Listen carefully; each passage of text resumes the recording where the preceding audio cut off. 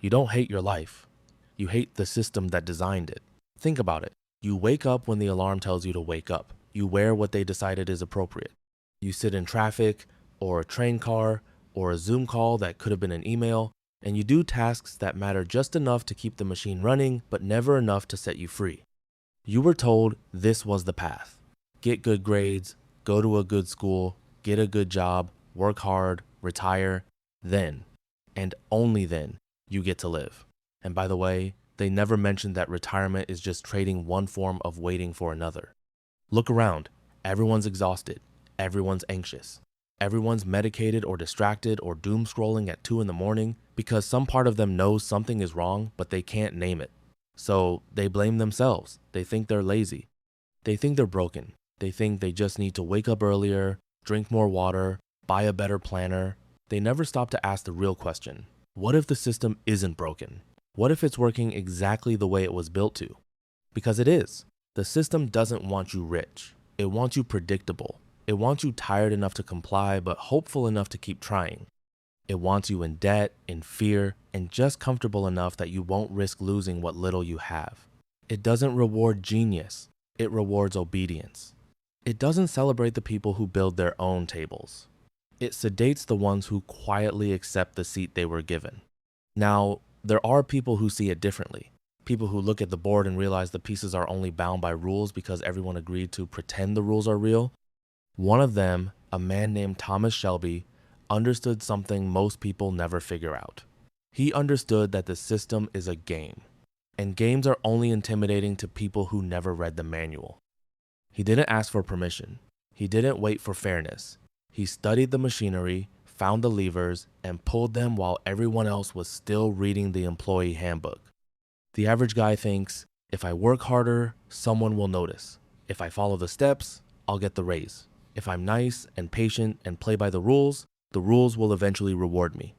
They won't. The rules were written by people who benefit from your compliance. Shelby thinking is different. It says the rules exist to control the herd. So know the rules better than the people enforcing them, and use them as scaffolding while you build something they can't see. The average guy reacts to problems. Shelby anticipates them. The average guy seeks approval. Shelby seeks leverage. The average guy wants to be liked by the system. Shelby wants the system to need him, because once it needs you, you stop begging and start dealing. And here's the part nobody wants to admit. Your boss calls it company culture. It's Stockholm Syndrome with a ping pong table. Your diploma, a receipt for 16 years of behavioral conditioning. Your annual review, a ritual to remind you that your value is decided by someone wearing better shoes. The system doesn't hate you. That would require it to care. It simply uses you, and when you're used up, it replaces you before your desk gets cold. The cruel joke is that you are trained to thank it for the opportunity. But there is a way out, and it's not a hack, it's not a side hustle, it's not some motivational poster about grinding at 4 a.m. The way out is a shift in perception. You have to realize that the lines drawn around you were drawn by people who are just as scared, just as temporary, and just as full of doubt as you are. They're not smarter, they're not chosen. They simply stopped waiting for permission and started acting like the thing they wanted to become. Power doesn't come from a title. It comes from the moment you stop acting like a supplicant in a temple you never agreed to worship in. You want the uncomfortable truth? Nobody's coming to save you. There is no graduation ceremony where life finally starts. There is no promotion that will fill the hole. The system will keep you spinning as long as you believe the next spin might be the one that pays out.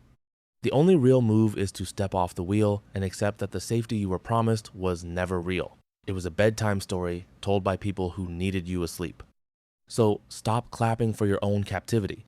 Stop mistaking motion for meaning. The world is not a meritocracy.